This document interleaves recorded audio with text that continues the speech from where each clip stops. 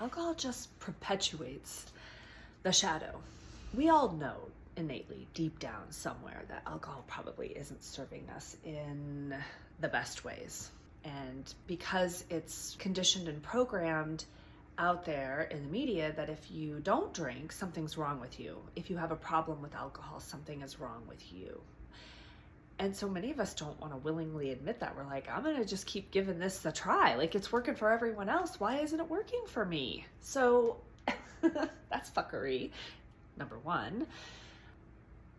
So we're going against our own knowing. And that's a shadow. That's a shadow. Like, not following our gut, not listening to that inner voice, dismissing it, ignoring it. That's the shadow. That's the ultimate shadow. It's the ultimate betrayal of yourself. Alcohol is crushing our souls. It is ruining the relationship that we have with ourselves first and foremost. And then we project that shit out into the world.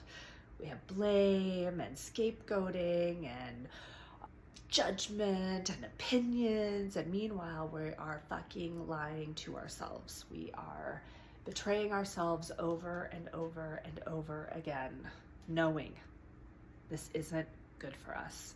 And not having that inner strength, that inner power to stand up and say, enough. That's what I'm here. I'm here to guide. I'm here to support you loving yourself, giving yourself the ear, the voice, listening to all of it, acting upon it, having the bravery and the courage to act upon your knowing.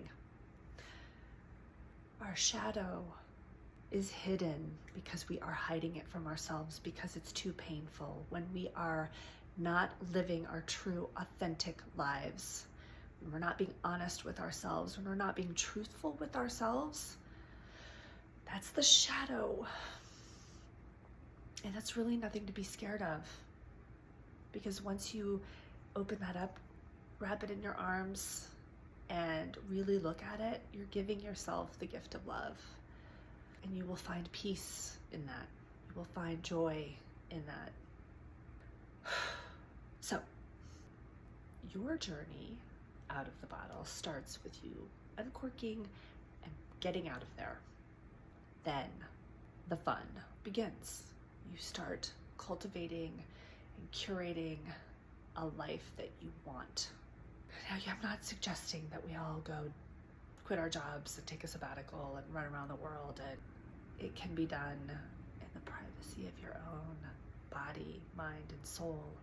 There are ways that I can guide you, that I have learned, that even in the moment when it's like, fuck, I'm losing my shit, you can quiet, go inward, and come back to center, come back to yourself.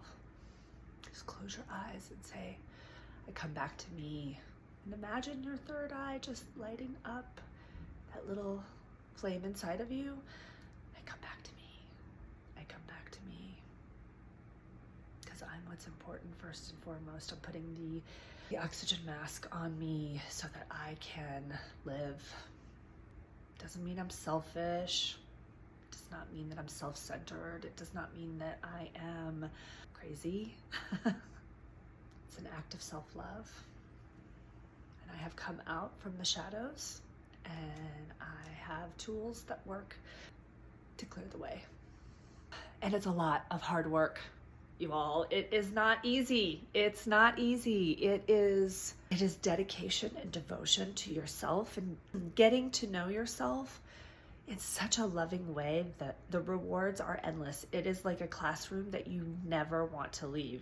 You find yourself sitting in the front. You find yourself raising your hand. You're curious. You do all the homework because it is fulfilling. It works. It starts to feed your soul, and you start to fall in love with yourself. The work is the dedication and devotion to loving yourself. When you love yourself, it gets easier and easier to love the outside world, to start to find your passions, to start to find the magic, feeling the energy, the connection with yourself to others. into what lights you up, and you start to feel less and less guilty about taking care of yourself. You start to feel more pride and joy and admiration and reverence for yourself. I'm here to help you on your journey out of the bottle. Love and light, peace, joy.